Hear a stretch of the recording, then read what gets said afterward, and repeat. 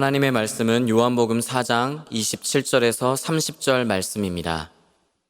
이때에 제자들이 돌아와서 예수께서 여자와 말씀하시는 것을 이상히 여겼으나 무엇을 구하시나이까 어찌하여 그와 말씀하시나이까 묻는 자가 없더라.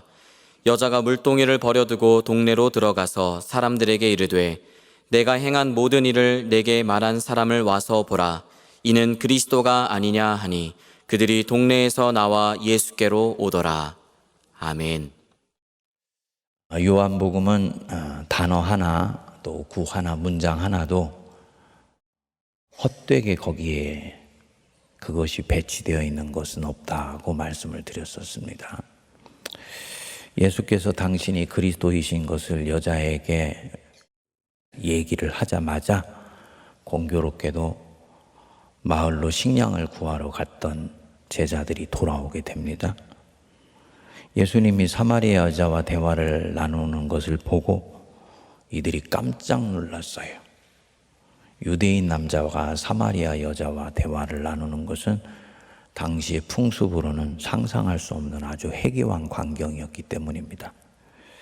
그런데 왜 여자와 말을 섞어 대화를 합니까? 라고 묻는 제자들이 없었다고 성경은 말씀을 합니다.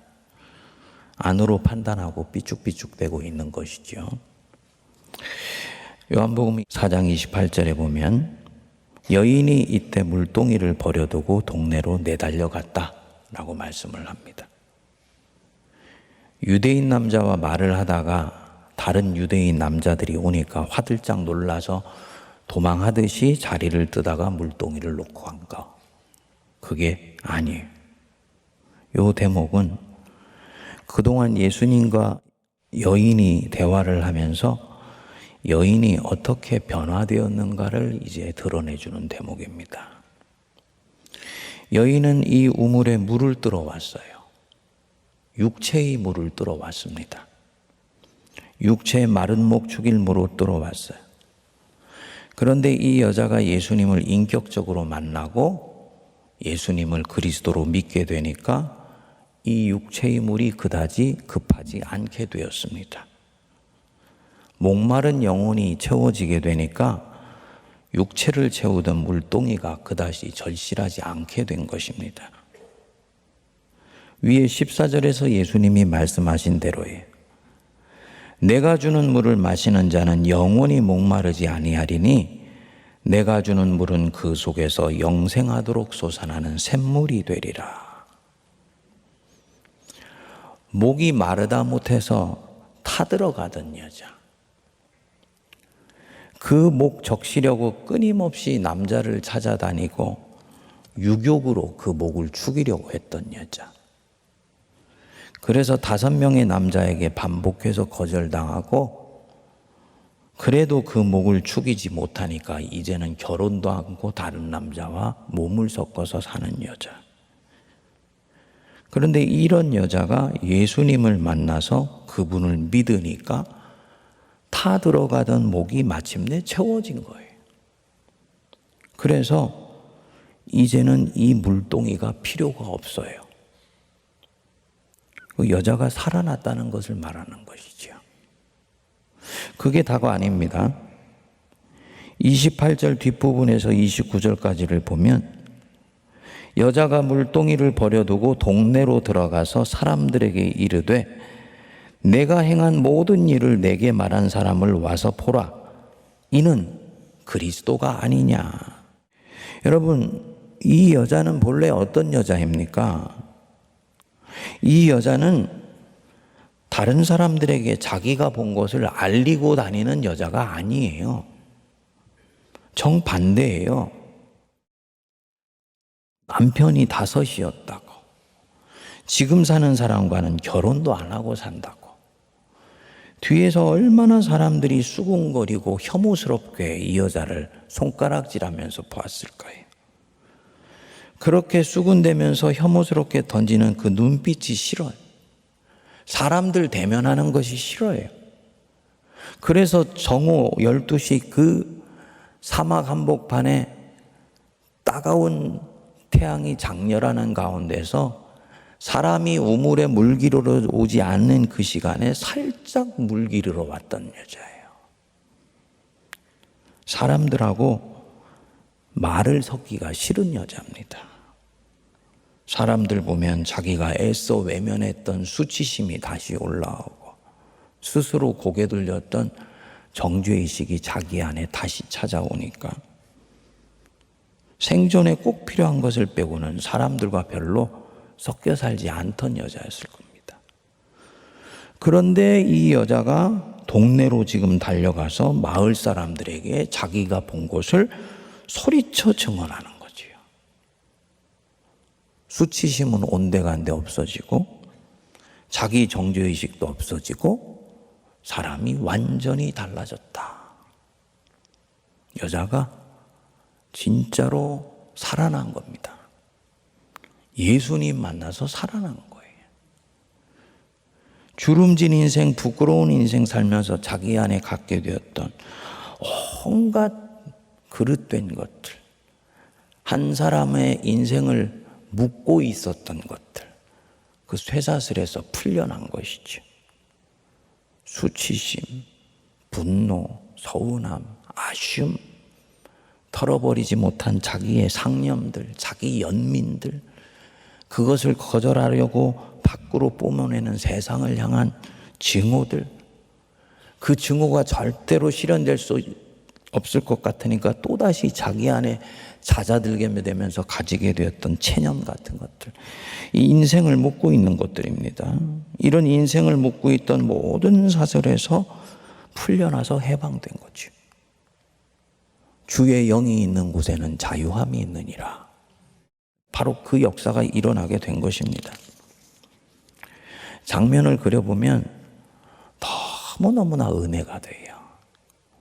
저는 이 여자는 꼭 식물로 치면은 물을 먹지 못해서 메말라 죽어가는 식물이에요. 그게 화단에 있는 식물이든 산에 있는 나무든 상관없어요. 잎사귀는 다 시들어 떨어져 버리고 거의 앙상하게 가지만 몇 개 남은 인생이죠. 뿌리가 살았는지 않는지 확인을 써줘도 없는 그런 생명인데 말씀이 육신이 되어서 오신 예수님을 만난 거예요. 그 안에 생명이 있었으니 이 생명은 사람들의 빛이라. 그 생명이 이 죽어가는 식물을 다 쪼이기 시작하니까요. 이 시들시들해서 쓰러져 갔던 인생이 살아나면서 힘이 역동하게 됩니다.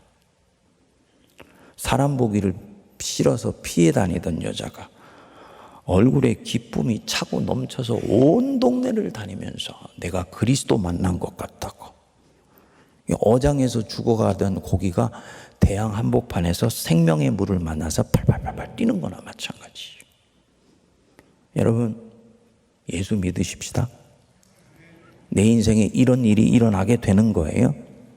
근데 그 뒤 스토리는 제게는 더 놀라워요. 30절. 그들이 동네에서 나와 예수께로 오더라. 지금 동네 사람들이 누구 말을 듣고 예수께로 오는 겁니까? 이 여자예요. 이 여자가 어떤 여자인데 자기들이 방금 전까지도 불결한 여자라고 손가락질하던 여자, 부도덕하다고 생각했던 여자, 그 여자의 말이 무슨 신뢰할 구석이 있다고 이 여자의 말을 믿고 예수께로 옵니까? 39절에도 그렇게 나옵니다. 여자의 말이 내가 행한 모든 것을 그가 내게 말하였다 증언하므로 그 동네 중에 많은 사마리아인이 예수를 믿는지라. 여자의 말을 듣고 예수를 믿는 거예요.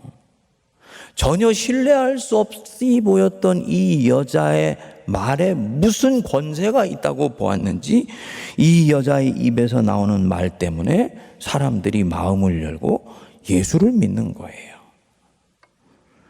여자의 모습이 평소와 완전히 달랐던 것이지요.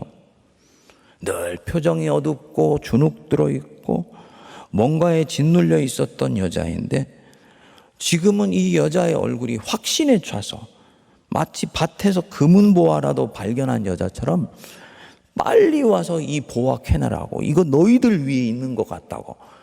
이 분위기로 이들에게 이 존재감이 드니까 뭐가 있는 것이구나. 이 여자의 말을 신뢰하는 것입니다. 그냥 단순히 여자가 복음을 전하고 사람들이 듣는 장면이 아니죠. 이 장면은 묵상해 보면 참 놀라워요. 여러분, 인간 안에 있는 죄는 관계를 끊어 놓습니다. 중간에 막힌 담을 만들고 네 편, 내 편을 갈라요. 담 이 편의 사람과 담 저편의 사람으로 끊임없이 갈라놓습니다. 그런데 예수께서 그 안에 들어가시면 예수님은 중간에 막힌 담을 허물어요. 그리고 허물어진 이 담으로 모두가 이제는 형제가 되고 자매가 돼요. 묶여있던 사람이 자유하게 되니까 그 담을 허물어버릴 용기가 나고 자유케 된 사람들이 서로에게 애정을 표현하게 돼요. 서로가 서로를 존귀히 여기고요. 그가 인간으로서 가진 존엄성을 신뢰해 주고요. 그 존엄성이 짓밟힌 채 살아가야 되는 세상 속에 같이 내던져져 있다는 것에 대해서 서로가 서로에게 긍휼한 마음을 갖게 됩니다. 그래서 사람 사이의 관계가 회복되는 거예요.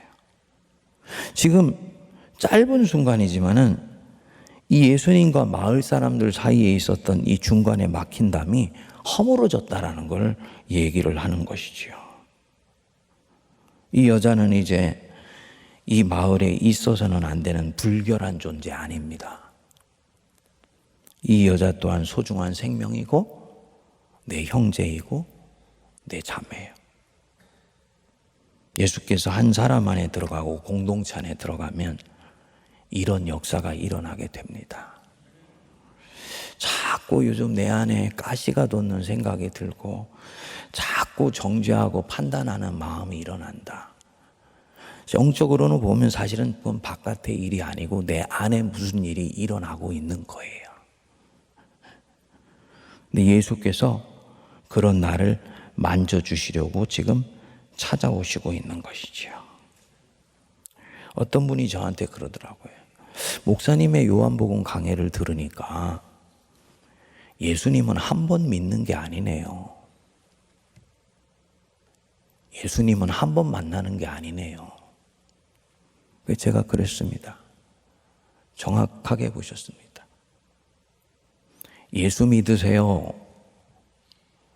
저 이미 믿고 있는데요. 아니요. 요한복음이 볼 때는 예수 계속 믿어야 된다는 거예요. 10년 전에 인격적으로 만났기 때문에 지금도 당연히 인격적으로 만나고 있다. 요한이 볼 때는 아니에요. 내가 어제 그저께 내 친구 만났으니까 사랑하는 친구 이제 안 만나도 됩니까? 주님과 우리와의 영적인 우정은 계속 맺어가는 거예요. 성령을 통해서 계속 맺어가면서 그 생명이 살아나고 더 활력을 띠고 나중에는 꽃이 피어서 완전히 열매를 맺는 거예요. 그게 양으로 생명을 얻고 또 풍성히 얻는 거예요. 근데 어느 순간 우리는 예수를 믿고 나면 우리한테 원수가 슬쩍 뭐 하나를 끼워 넣어줘요. 그것 쫓아간다고 신앙의 많은 세월들을 허비해요. 예수를 믿기는 무졌는데 나도 모르게 내 안에서 자꾸 누군가를 판단하고 정죄하고 손가락질하는 마음이 일어나는 거예요. 빨리 알아차려야 됩니다. 이거는 예수의 영이 아니지.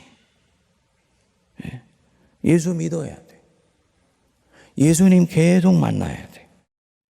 이 시들시들하던 여자는 예수님 만나서 이 생명이 완전히 살아났습니다. 살아난 정도가 아니고 생명의 활력이 차고 넘쳐요. 동네 사람들을 데리고 예수께로는 이 여자의 얼굴을 한번 떠올려 보셨습니까?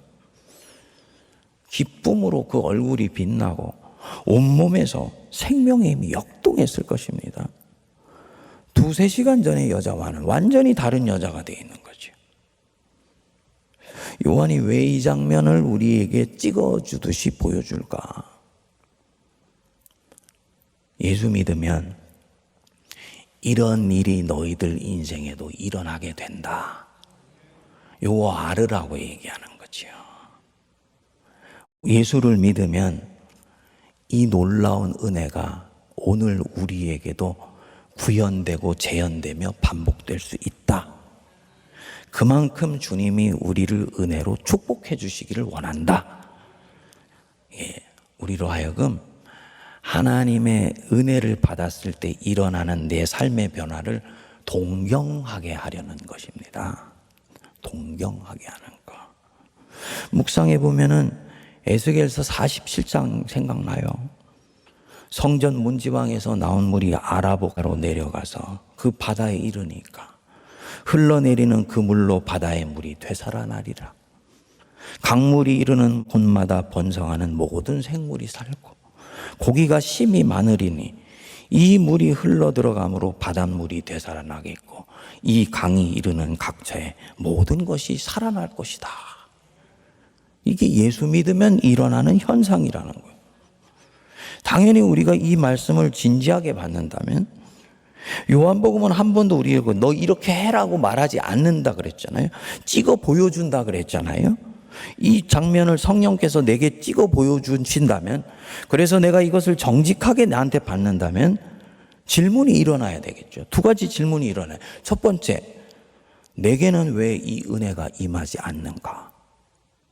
두 번째, 어떻게 하면 이 여인이 받았던 은혜가 오늘 내게도 그대로 내 인생에 재현될 수 있는가? 왜 이 은혜가 임하지 않을까요? 제가 반복해서 한국교회 성도들에게 말했던 부분입니다. 우리는 어느 순간부턴가 죄 용서의 은혜 외에는 더 큰 은혜를 사모하지 않게 되었다. 죄 용서를 받으면 그 뒤에 그렇게 살으라고 말을 하는데, 살 수 있는 힘은 성령께서 우리 새롭게 주시기를 원하는데 내 영혼이 살아나는 그 힘을 사모하지 않고 자꾸 행동과 실천과 도덕과 윤리의 강령으로 가니까요. 영혼이 새롭게 터치받을 수 있는 은혜의 문을 성령을 향해서 열어놓지를 않는 거예요. 이거는 목회자의 책임이고요. 교회 리더십의 책임입니다. 주님이 말씀하셨지요. 내가 문 밖에서 두드린다고. 너희가 문을 열면 내가 너희 안에 들어가 너희와 더불어 먹고 더불어 마시리라. 구하라. 그리하면 주실 것이요. 찾으라. 그리하면 찾을 것이요. 두드리라. 그리하면 열릴 것이다. 내가 더 큰 은혜를 사모해야 하나님이 더 큰 은혜 부어주십니다. 주님이 제게 겨우 이 정도의 생명력 얻으려고 십자가에 못 박혀 죽으신 것이 아닐 텐데요. 주님은 제게 주실 더 크고 놀라운 은혜가 분명히 있을 텐데요. 이 사마리아 여인처럼 완전히 시들러 메말라가던 인생이 엄청난 신앙의 거목으로 자라도록 하는 놀라운 은혜를 나에게도 분명히 주실 수 있을 것이고, 그렇게 하시려고 예수님이 나 위에 죽으셨을 텐데요. 나는 왜 그런 것을 한 번도 경험하지를 못하고 예수를 믿지만 늘 시들시들한 생각이 들까요? 왜 그렇습니까? 구하지 않기 때문이에요. 두드리고 찾지 않기 때문입니다. 말씀하셨지요. 네 입을 크게 열라. 그러면 내가 채우리라. 여러분, 오늘부터 우리가 좀 요한복음을 묵상하면서 입을 크게 열 수 있게 되기를 바랍니다. 나는 언제까지 이 은혜에 쫄쫄거리는 물 먹고 살아? 나 정말 콸콸콸 쏟아나는 이 영혼의 생수 마시면서 이 대항에서 펄펄 뛰는 그야말로 이 엄청난 그런 고기들처럼, 고래처럼 그렇게 내 인생이 용솟음 피고 싶어. 이 마음으로 주님께 구하면서 이 요한복음 세계 안으로 들어갈 수 있게 되길 바랍니다. 주님이 틀림없이 더 큰 애 주십니다. 예. 세상에서 살다가 자꾸 나가 떨어지잖아요. 자꾸 자기 밀어붙이면 안 돼요. 아, 내가 아직 근력이 약하구나. 교회가 허락한 양육과 훈련 프로그램에 자기를 깊이 담궈서요, 영의 근력을 키워야 돼. 특별히요, 내 영혼을 오픈할 수 있는 곳에 나를 자꾸 노출시켜야 됩니다. 구역 모임이라든지 1:1 성경 공부라든지 자꾸 이런 영적인 만남과 모임에 자기를 노출시켜야 됩니다. 그러면 예수께서 자기를 아는 사람들을 통해서 사마리아 여인을 만지셨던 그 역사가 오늘도 성령을 통해 교회 안에 그대로 재현되고 구현되고 반복되는 것입니다. 이 은혜가 크고 놀라운 역사로 일어나는 우리 세문안교회 되기를 축복합니다. 기도하겠습니다. 너희 안에 착한 일을 시작하신 이가 예수 그리스도의 날까지 이룰 줄을 내가 믿노라 말씀하셨습니다. 하나님, 우리에게 더 선한 것 주시고 더 놀라운 것 주시고 우리 인생을 완전히 꽃피게 해주시려고 우리 주 예수 그리스도께서 이 땅에 오시고 우리를 위하여 십자가에 매달려 죽으시고 부활하신 줄 믿습니다. 영생은 저 천국에서만 있는 것이 아니요 이미 이곳에서 이미 시작된 줄 아오니 그 영생을 사모하는 저희들 되게 하여 주시옵소서.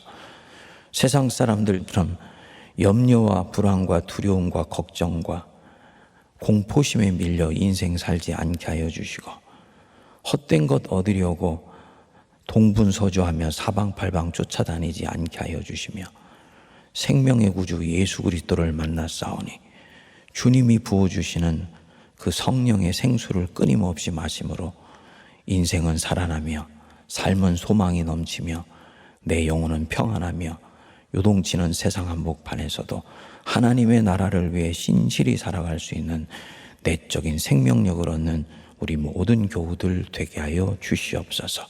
더 큰 은혜를 사모하게 하여 주시고 얕은 은혜의 바닷가에서 잘박거리지 않게 하여 주시며 성령의 배를 타고 더 깊은 은혜의 바다로 나가게 하셔서 그곳에서 살아가신 하나님의 생명의 힘을 마음껏 맛보며 그 힘으로 세상을 이기게 하여 주옵소서.